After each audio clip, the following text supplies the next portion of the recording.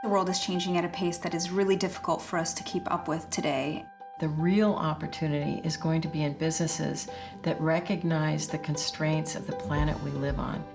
At the Lemelson Foundation, we work on improving lives through invention.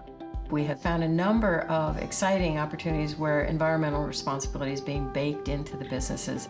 It's not so much a milk chiller product, it's the energy storage part of it. That's really the key innovation.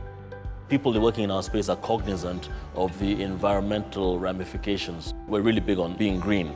One example of where I think we've had huge impact on the lives of individuals in the developing countries is in the area of access to renewable energies.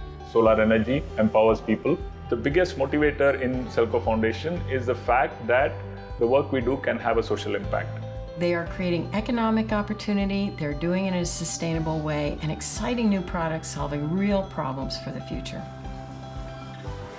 Young people today are really savvy about the world and the environment, but they're not savvy in terms of how to actually address some of these issues. We need to up the game of STEM education. Inventing and sustainability are the missing elements that just completely change K-12 education.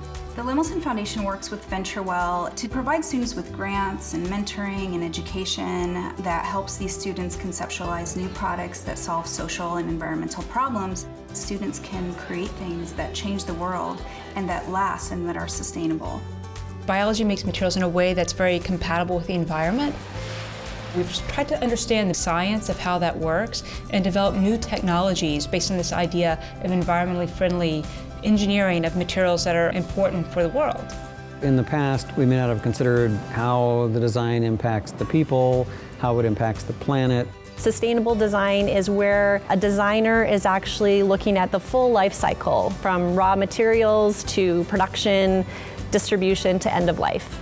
We can design a whole new generation of materials that are more compatible with our society.